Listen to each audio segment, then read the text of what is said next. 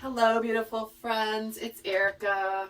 I'm coming on just to do a brief word of encouragement to the divine masculine energy, to the divine masculines out there that are doing their work, that are going through their journeys, that are often, I feel, misrepresented when it comes to videos and messages. I mean, clearly we have a lot of messages geared in this world of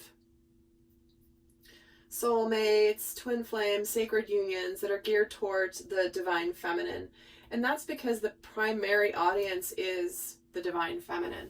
However, I know there are many of you masculines out there that are on this journey, that are watching videos, that are learning about yourself, trying to understand more about yourself and your spiritual path. And I just felt like coming on and just channeling a message of encouragement and support for those of you that are here doing the work that may be more on the quiet side, not speaking up necessarily like a lot of the divine feminines do, but I know you're there and I know you're watching. I've gotten messages from many of you, and I just wanted to come on and lend that support to the divine masculine specifically today. So I'm just going to kind of freeform this and just see what messages Spirit wants to come through. So I'm going to start with just taking a look at what Spirit wants to acknowledge about the divine masculines right now. What is it that Spirit wants to acknowledge? Healing the past, look at that. This is that acknowledgement of the journey that you've been on. You've been working on healing your past. You've been doing the deep work on yourself. You're in the process of moving forward into your future with strength and clarity. And Spirit is highly aware of this deep work that you've been doing, because it's not only healing the past for yourself, but it's healing the past in the collective. Healing the past in the collective consciousness.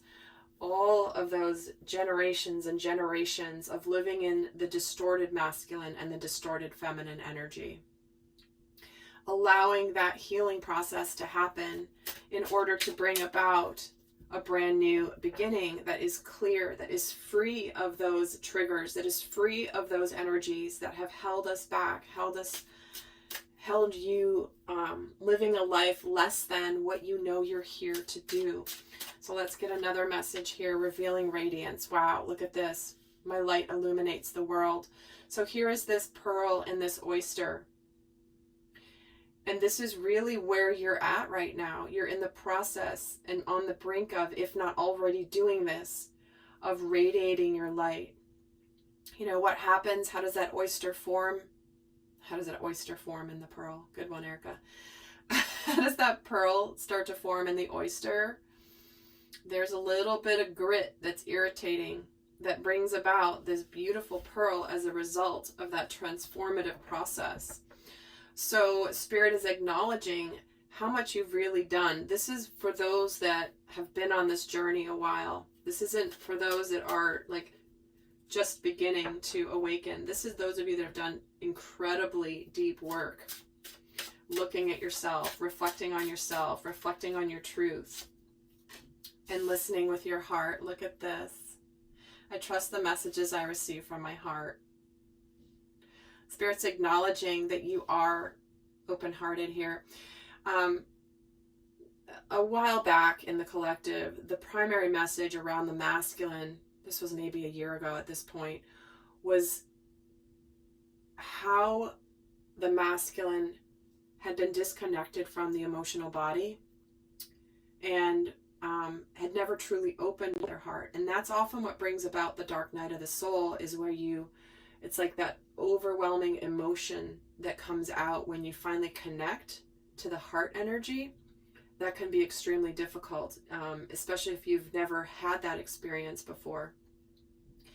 But here you are, you're already listening here. You're already receiving the messages from your heart. Your heart is not going to steer you wrong. Your heart that is connected to truth, your heart that is connected to your divine soul, to your higher self, it doesn't come from just the mind. It comes from the heart.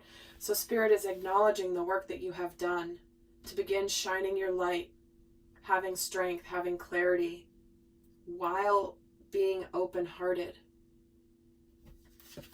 And that is one of the most challenging aspects of the journey of the divine masculine, is learning how to be powerful and strong and brave and courageous with an open heart. So let's see what else Spirit wants to talk about specific to the divine masculine as messages of encouragement. Okay, well, here we go. Look at this. Lots of messages here. We're getting transformation, manifestation, majestic eminence, and reflective truth. Wow. This is about your metamorphosis, your absolute transformation, you coming out of the chrysalis as this butterfly. This is also where you are connecting with your manifestation energy, your ability to create and make things happen in your life because of this deep transformation. The way that you can become an instant manifester, which is truly as consciousness, we are designed to be instant manifestors. That is Christ consciousness. But one of the most difficult things is the delay in the manifestation, the delay in that process that happens here in the third dimension, right? And we are ascending to the fifth dimension as we speak, the new earth, the golden age, the great awakening. And in that energy, in that type of consciousness, our manifestations happen much faster. And it's when you connect to that power through your transformation that you can make things happen. And because what we have here with this majestic eminence card, this is again acknowledging your connection to your own inner divine feminine, your self-worth. It's been your divine feminine intuition within you, divine masculine, that has brought you to this point of ascension and growth. Because it's the inner feminine within yourself that leads the way for the divine masculine within self. It's that intuitive side. It's that gut instinct. It's those intuitive nudges. It's that inner knowing that truly leads the way, that allowed you, and also the divine feminine, to have you see the truth about yourself, making you come to acknowledge that within you that is worthy of love. It is in the presence of the divine feminine, in the form of a person, often, but also within self, your own inner feminine, that allows you to see both sides of yourself, the masculine and the feminine, becoming aware of all sides of self and accepting all sides of self, including the shadow. But for this, it's like Spirit strongly acknowledging your incredible transformation and your acceptance of your journey, and that everything has led to you listening with your heart here. So I'm just getting another message here that wants to come through. What other message do you have for the divine masculine? Word of encouragement here, and then I'll leave with some guidance for the divine masculine. Dawn Watcher, caretaker, guardian, and support. Gosh, you have been so supported by the divine.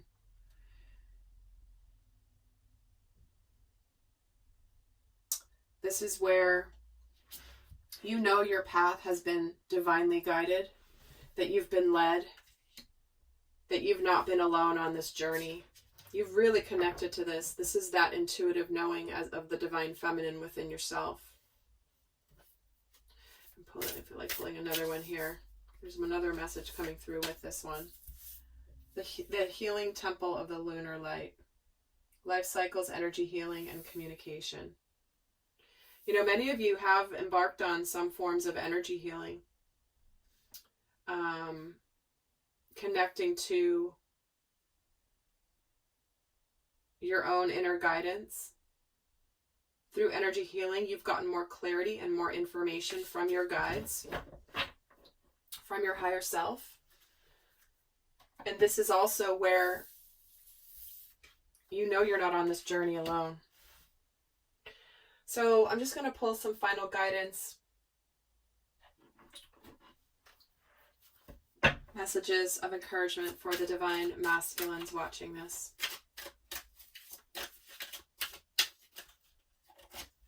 Surrender to your soul's path. Your life's journey has been perfectly designed for your soul's growth, and embrace every lesson and every moment. And you've done this, divine masculine.